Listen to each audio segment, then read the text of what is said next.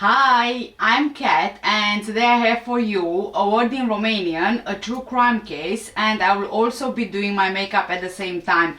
But please ignore my eyebrows and my hair today because I had no idea what happened. But anyway, we'll have to deal with it as it is. Okay, so the word in Romanian for today is vecin.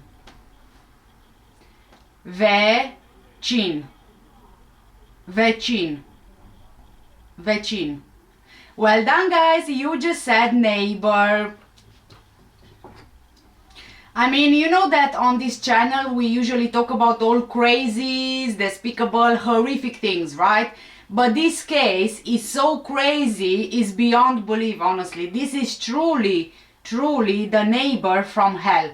This case takes us back to the United Kingdom. 53-year-old Ken Arslan was born in Turkey and he moved to the UK with his wife and son for work and, really for a better life. Ken claims that in Turkey he used to be in the special forces, but personally I don't really believe that. When the family came over, they decided to settle in a house on Snowdonia Road in Tewkesbury, renting it. As with many families who move over to the UK for a better life, you would really expect that Ken is your usual, quiet, down-to-earth, friendly kind of guy, right? Well, Ken was far from that. Instead, he made sure to show all of his neighbors who he really was. It seems that Ken was capable only of violence, verbal abuse and terror in his neighborhood. If he is doing this to strangers, I'm just wondering how the home life was like, but I think that by now we can all take a guess. Ken's reasoning for his reign of terror was that his neighbors were racist, they had something against him, against his wife and his son. And I really, truly, honestly hate this when people use the race card to get what they want. Yes, I know that there are people who are affected by racism, but there are also people who take advantage of the law behind it for personal gain without any kind of foundation to it. And I think this is exactly what Ken was like. Ken has previous convictions, including convictions for battery and assault, occasioning actual bodily harm, and an offense of harassment in relation to Peter Marsden in 2018. All of the neighbors knew of Ken and knew what he was like and knew that he is just out for trouble. But there were 3 neighbors in particular that Ken really terrorized. And this is not a thing going on for 1 or 2 years and then, it stops, or something which just starts happening. Oh, no. Some of these neighbors, as soon as they moved to Snowdonia Road, they would get on Ken's radar and they would very soon be subjected to harassment and even more, as you will see as we progress through the case. I know it might seem a bit random, but I promise you that it's not random, it actually ties to the case. So, Matthew Borman, born on 18th of October 1978, also lived on Snowdonia Road with his wife Sarah and their 3 children. The family was your average middle-class family, with Matthew being an engineer. He actually worked as a contract manager for the aeronautical company called GE Aviation. Matthew loved his job and he put his heart and soul into it. He had a passion for aircrafts from a really young age, and in his spare time he built and flew model aeroplanes. Matthew and Sarah had an amazing relationship. They were made for each other. They were soulmates. In the early 2010, they welcomed their first child, and throughout these years, they knew that their family will only get bigger, so of course they needed a bigger space to grow their family in. So in 2012, they made the decision to buy their forever dream home. They found a large semi-detached house on the newly developed estate on Snowdonia Road, and the couple were really just excited about this house and their future life together. Matthew loved spending time with his family. Matthew also loved life. He was very proud of his children. He was a loving father, husband, an uncle, a brother and a son. Snowdonia Road seemed to be very welcoming, with friendly neighbors, apart from one neighbor in particular. As soon as Matthew and Sarah moved into their new home, they started having problems with Ken Arslan, and it turned out that they weren't the only ones. Ever since Ken moved on the estate a few years before the Bormans did, he was a pain in the bum. He would complain about anything and everything, and if there was nothing to complain about, he would find something. He made sure that his neighbors knew all of his displeasures. He had an issue with you if you parked on the spot he wanted to use, even though it wasn't his spot, but it was a communal spot. He would have an issue with your kids leaving their bikes or toys in front of their houses. He was a very aggressive man when it came to his complaints. He would threaten to kill anyone who would cross his path. It got so bad that parents would get their kids inside the house and they would rush from the car to get in the house. They were always on edge, trying to avoid at all costs having any kind of interaction or even sight of him. In the afternoon of 5th of October 2021, the neighborhood, the families in Snowdonia Road in Tewkesbury, were having a day just like any other. People just going about their usual business. Children were playing outside, dinner was being cooked, and everything was peaceful and quiet. But Ken hated the peace and quiet of the road. His anger and rage exploded in a violent spree, killing a neighbor, injuring his wife, and trying to kill another. But he wasn't done. Oh no. He wanted to kill everyone who made a complaint against him. By October 2021, he lived in Walton, Cardiff in Tewkesbury on Snowdonia Road for at least 12 years. His neighbors were trying to bring up their children in peace and quiet, working hard and trying to enjoy their family lives, but for many years before the tragic events of the 5th of October, Ken made the lives of his closest neighbors a living hell. He was angry at those who spoke to him even about where he would park his car. He threatened to rape and to kill. He would make loud noises and pretend to speak on the phone about his closest neighbors who could hear him. He made sure that he was loud enough to hear him. He even shone torches into their homes, speaking of a massacre as well. The neighbors were so terrified that they went to expensive lengths of installing CCTV and even other security measures. They felt unable to use their gardens and felt anxious in and around their own homes. With all this harassment happening for so long, the neighbors tried every single legal way to prevent Ken from behaving the way that he was. By the 5th of October, various proceedings were underway against him. He was served with a community protection notice on the 24th of April 2021. The council issued him with an injunction on 22nd of June 2021, forbidding him from causing a disturbance or using or threatening violence. But because he had been away, it wasn't served on him until 23rd of September, just 12 days before the tragic events of today's case. Apart from Ken harassing the Borman family, he also had something against another neighbor, Peter Marsden, and the Alonso family as well. The Marsden family gave statements to support the injunction, and Sarah Borman, Matthew's wife, stated that someone would be badly hurt by Ken very soon. In May, Sarah had made a statement to police setting out a summary of the threats they had received from Ken. She said they were worried about being murdered or that someone was going to be seriously hurt very soon. But Ken made counter-allegations accusing the Bormans of racially abusing him. Matthew's health had been affected by what Ken was doing to him and his family, suffering a breakdown at the end of 2020.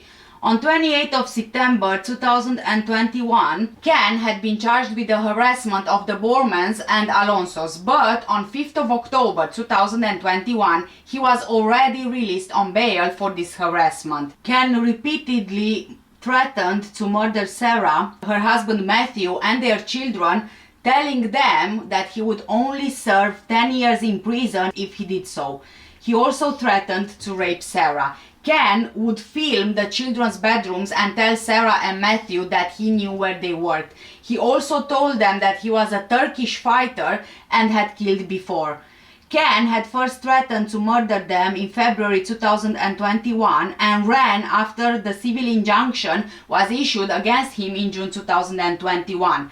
Sarah saw him for the first time again 3 days before the fatal attack. Ken was finally told by his landlord that he was about to be evicted from the home after years of the neighbors fighting for this. On the evening of 4th of October 2021, police called Ken about counter-allegations he made about Matthew Borman. What I'm going to tell you next is very important. During this call, Arslan verbally abused the officer and told him he would sort his neighbor out himself, adding, quote, "I will murder him," end of quote. In that call, Ken told the police officer that he would murder Matthew. This was his intention. He wasn't hiding it. He told the police that he will kill Matthew. Quote, "I'm a hitman, I will murder," end of quote. 5th of October was a bright and sunny day. In the late afternoon, Matthew was returning home from work. He was still on a work conference call on his journey home. He pulled up in front of his house, as he always did, but he had no idea that Ken was there, lying in wait for him. Matthew didn't even manage to make the short distance from his car to his house. Ken took the knife he already had on him and attacked Matthew. Taken by surprise, Matthew had absolutely no time to react or even to defend himself. Ken stabbed him multiple times to the neck, back and right side of his body. After Matthew fell forward, Ken sat on his body and continued to stab him. By this point, there was a huge commotion outside. I think you can imagine by now. And neighbors came rushing out as they heard the screams. Ken was described as acting in a calm and controlled way, positioning the knife on each occasion before driving it into Matthew. Matthew sustained in total 27 stab wounds to his face, neck and back. As the other people outside shouted at Ken to stop, he sat on Matthew's body and lit a cigarette. Sarah, Matthew's wife, and their 3 young children were at home that afternoon waiting for Matthew to return home from work. All of them heard the screaming from outside. Sarah heard Matthew shouting, "F off."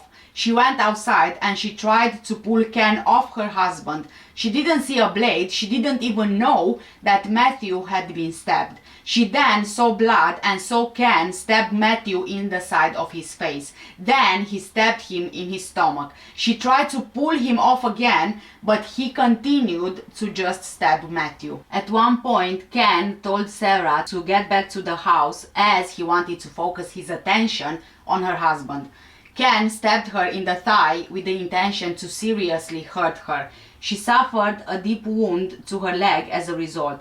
Sarah had to make the heartbreaking decision to get back to the house for fear that her children would lose both of their parents. One of their children, who had seen the attack and heard the screaming, ran upstairs. Ken was wandering around the front garden and the child was scared that he was going to come back to keep attacking Matthew. When their oldest child saw exactly what was happening, the child ran to get the other 2 younger siblings to shield them from seeing what Ken had done. Those children, aged 12, 8 and 3 years old, heard both of their parents screaming. The 12-year-old saw what Ken was doing. The 12-year-old saw Ken killing their father. Matthew's work colleagues heard the attack in his front lawn because he was on a conference call at the time. Ken sat on top of Matthew and he lit a cigarette as if he was victorious. Then he threw the cigarette on the floor and got up casually and walked around to the front garden as Matthew lay dying on the ground. Helped by neighbors, Sarah carried her husband inside. It felt like the ambulance and the police took forever to arrive. Sarah saw other neighbors brandishing planks of wood and golf clubs, trying to get Ken to drop the knife. Ken seemed to be enjoying it and it kind of felt like he loved the attention. After Ken finally got up from Matthew, he didn't leave things there. Oh no, of course he didn't. This is Ken we are talking about. Next one on his list was another neighbor who supported the injunction against him and who also suffered harassment and abuse from Ken. This neighbor was Peter Marsden. Ken made his way to Peter's house, forced the side gate to his garden open and entered his kitchen where he was cooking dinner with his wife.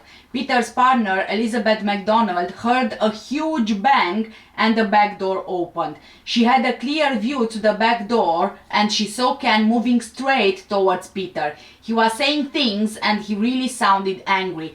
Peter had no idea that Ken had a knife and he forced him out of the house. As he did so, an off-duty police officer who was also a neighbor, Stephen Wilkinson, went into the kitchen to pull Ken off Peter and push him towards the back door. In the garden, he swung a plank of wood at Ken, trying to disarm him. The actions of Stephen, the police officer, saved Peter's life, allowing him to get back into the house. Peter had sustained 6 abdominal wounds and 2 wounds to his shoulder. He suffered extensive bleeding and he was transferred to Southmead Hospital in Bristol. He had to take 4 months off work, but luckily he made a good recovery. Stephen said that Ken was robotic and had a distant look on his face. The attacks happened at around 5:20 p.m. in the Snowdonia Road and Arlington Road area. Sadly, Matthew died at the scene despite receiving treatment. Sarah was taken to Gloucestershire Royal Hospital for treatment. Ken's intention was to kill Peter as well. After leaving Peter's house, he seemed to be moving towards the Alonso household. Again, brave neighbors, some armed with golf clubs, managed to hold Ken at bay until the police arrived. Ken threatened others with his knife in the street over a period of 18 minutes, threatening to kill them. Ken later told police in an interview that he wanted to kill all of the people in the injunction, repeating later that he said he was going to kill Matthew. If you remember, guys, the phone call the previous day with the police, Ken clearly said that he will kill Matthew, and he did, and the police allowed him to kill Matthew. Ken's horrific attacks were caught in graphic detail on the neighborhood's CCTV and doorbell cameras installed by them.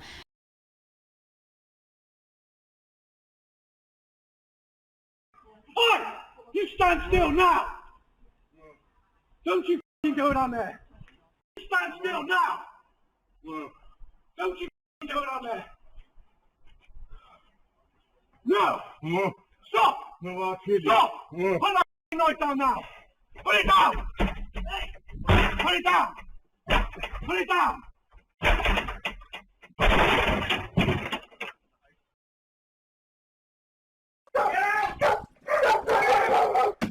Get out!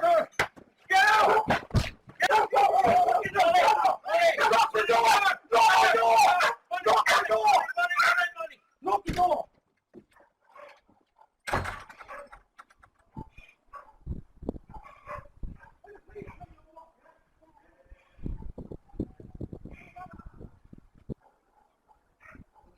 Put the knife down, Tom. Tom, put the knife down. Put the knife down. Put the knife down, Tom. Tom, put it down.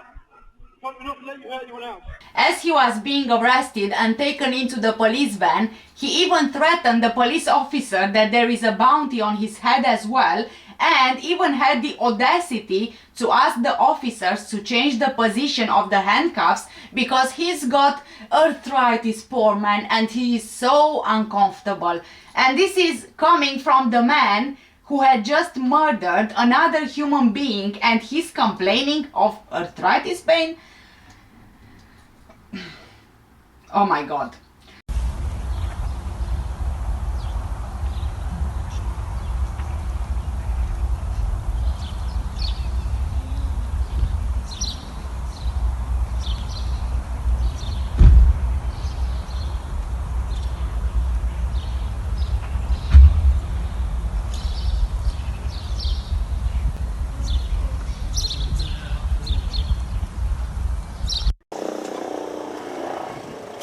Yeah, Delta 2. I have the suspect secured. I am fine on my own. Everyone else? You're next, mother. There's a band on your head. I'm fine here, mate. You're The knife is next. there. You're next. Can you just canvass these people and check this is the only suspect? The only suspect. Look, Just in the canvass here. front of me.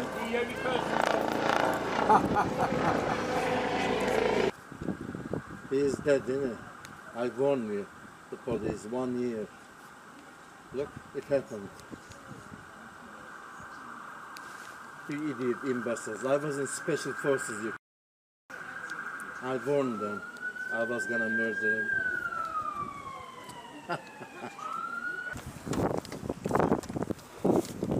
Could you please put the center at the front? I'm Right. dying Are you happy to pay. tell me your name now? I think I know what it is, but you haven't actually told me. What's your name, please? I'm going to search you. Okay. So what we're searching you for is anything that can harm us, anything that can harm you, or anything that could aid your escape, okay? He is dead and I've been begging the police 1 year. I was gonna murder him. Because he was against my son, my wife.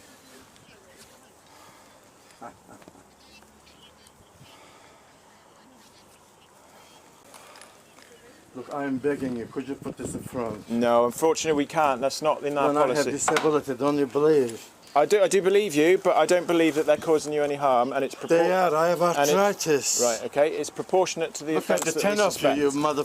Look, like I'm with the 10 people. There is a band on your head as What is well. it? A lighter? Hey, there's no point threatening us, is there? It's not Yeah. going to get you anywhere. Get in the van. Yeah, It's not getting you anywhere threatening us, is it? yeah, you're all mother. Yeah, threatening us ain't going to get you anywhere. Fine.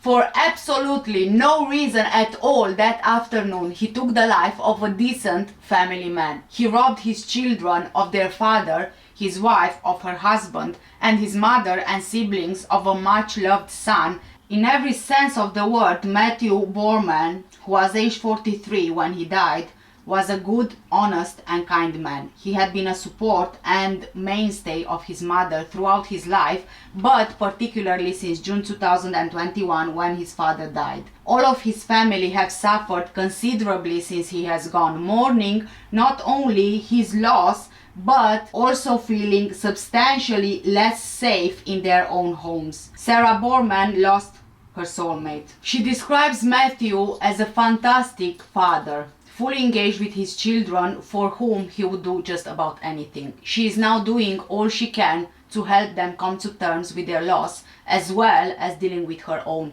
As she explained, quote, "Every day I wake up, my heart shatters some more," end of quote. Ken has shown no guilt or remorse at any stage about Matthew's death. He was even telling the psychiatrist who examined him before his trial that Matthew deserved to die. Ken admitted the attempted murder of Peter Marsden, causing grievous bodily harm to Sarah Borman, and the charge of affray, but he denied murder. Instead, he claimed he was guilty of manslaughter on the grounds of diminished responsibility. He faked amnesia and mental illness, later claiming that a teddy bear told him to kill. This was rejected by the jury, which convicted him of murder. Bristol Crown Court heard that Ken was fueled by anger and revenge against fellow residents in his village who had been trying to evict him for several years due to his antisocial behavior. Two forensic psychiatrists agreed he was not psychotic or mentally ill. However, he had been diagnosed with a paranoid, unstable, and antisocial personality disorder. This is a recognized medical condition, but not a mental illness. The prosecution argued that although his personality lies outside of what is normal, Ken was fully in control of what he was doing and that he knew the difference between right and wrong. The jury found that Ken's mental illness didn't diminish his responsibility for what happened. Ken acted rationally and in a controlled way throughout the attack and understood the consequences of his actions. Over the years, help was offered to Ken, but he failed to accept the help. He refused to take medication, he refused to comply with referrals to the mental health team for anger management, and also to undertake therapy. Since Matthew's death, the community remains in fear as Ken continued from his prison cell to threaten those who live there. Many residents can't forget the events of that horrible day when they witnessed him being killed. You stand still now! Can Arslan in the black t-shirt has just murdered his neighbour moments before this was filmed. Put it down! Put it down! Another neighbour and off-duty police officer tries to stop him as he breaks into his next victim's home. Arslan then stabs another man 8 times who survived, managing to push him away. He murdered 43-year-old father of 3 Matthew Borman. It's something Arslan warned police he'd do the night before the attack. Multiple agencies and authorities were warned of the threat that this man posed. Although Matthew's murder has shocked us all to the core, the incident was not remotely out of the blue. The response was toothless and ineffective. The 52-year-old was diagnosed with an antisocial personality disorder. Something the court heard made him hear voices telling him to kill people. This was used by his defence, who hoped for a lesser charge on the grounds of diminished responsibility. But the jury today disagreed. He is dead, isn't it? I warned you, the police, 1 year. They were shown body cam footage where Arslan seems aware of what he's done and why he's done it. We've obviously learned a lot about his mental health through reports that we've had done leading up to the trial, which shows him as a very angry and violent individual. There's a band on your head as well. What is it, a lighter? Hey, there's no point threatening us, is there? It's not going to get you anywhere, get in the van. Throughout the trial, the court were told Arslan believed others were jealous of him, that he had threatened his neighbours for years, and that Matthew was never protected from the harm he always said he would inflict. For the murder of Matthew Borman at Bristol Crown Court on the 9th of June 2022, Ken was sentenced to life imprisonment. He will serve a minimum term of 38 years. He was also sentenced for the attempted murder of Peter Marsden to 20 years, the wounding of Sarah Borman with intent to 6 years and to 16 months for affray. This will be served concurrently with the sentence for the murder of Matthew Borman. By the time that Ken would be eligible for parole, he will be 90 years old, so I think it's safe to say that he will die in prison. Speaking after the verdict, Matthew's sister Sarah Elston said, quote, "We will never be the same without him, but as we move forward and learn how to cope without him, we fight in his name to expose not only the malice and cruelty of the man that did this, but also the failings in the system that let this happen." In the years that preceded Matthew's death, multiple agencies and authorities were warned of the threat that this man posed not only to Matthew, but to many other neighbors who were threatened and harmed by him. Although Matthew's murder has shocked us all to the core, the incident was not remotely out of the blue. The police and other authorities had been told about how dangerous this man was, the threats he made and the risk he presented. The response was toothless and ineffective, even when the defendant himself told the police he was going to murder Matthew. That conversation took place on October the 4th, the night before Matthew died. He was not even warned. Matthew was not this man's only victim on that dreadful evening, but he was the only one with the misfortune to pay the high price of his life. But Matthew's story must not end here. We must all ask ourselves why this was able to happen and how things were ever allowed to get this far. Mistakes were made. They must be acknowledged, truly learned from, and must never be repeated. End of quote. Oi! You stand still now! Don't you go down there! Jan Arslan calmly walking away, knife in hand, ignoring an off-duty policeman armed desperately with what he could find, a plank of wood. No! Stop! No, I'll kill you. Stop! Put that right down now! The jury saw this security footage. Moments earlier, he had stabbed father of 3 Matthew Borman 27 times. Matt shone brightly.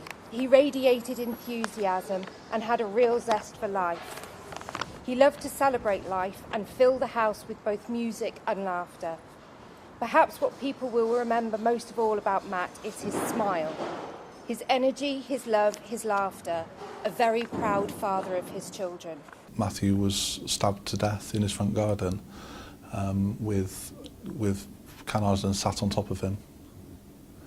It was a brutal, violent attack. In front of people? In front of people, yeah. In the noise and screams that could be heard alerted a very close-knit neighbourhood. The community included off-duty Sergeant Steve Wilkinson, who tries to stop Arslan reaching his next target, neighbour Peter Marsden, a man so worried about Arslan's threats he'd strengthened his garden gate. Moments later, Arslan stabs Mr Marsden 8 times, is pushed out of the house, his knife nearly connecting with the police officer, as this footage showed the jury. Then he looks through the door at Peter Marsden, lighting a cigarette, and calmly lighting a second cigarette moments later. Then returning to the street where neighbours, including a second off-duty policeman, try to contain him.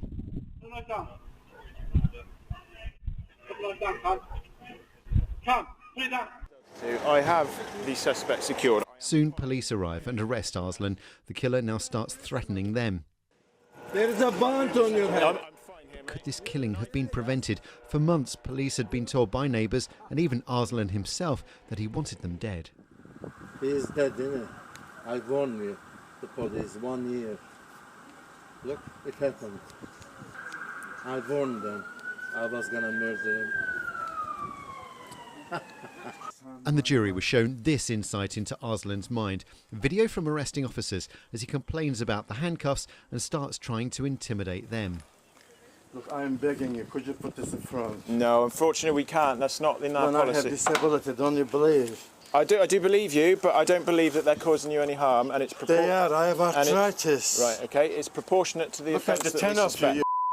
Look, like I murdered 10 people. There is a bond on your head as What well. is it, a lighter? Hey, there's no point threatening us, is there? It's not going to get you anywhere, get in the van. Yeah. It's not getting you anywhere threatening us, is it? Yeah, you have all Threatening us ain't going to get you anywhere. Can Arslan was a difficult individual that had been living next door and causing problems in the neighbourhood for a while. We've obviously learned a lot about his mental health through reports that we've had done leading up to the trial, which shows him as a very angry and violent individual. I'm not a murderer, I'm just a victim. Jan Arslan denied the murder of Matthew Borman, but admitted his manslaughter through diminished responsibility. He claimed to have heard voices. The prosecution said he knew exactly what he was doing, why he was doing it, and he knew it was morally wrong. The jury agreed and today convicted him of murder.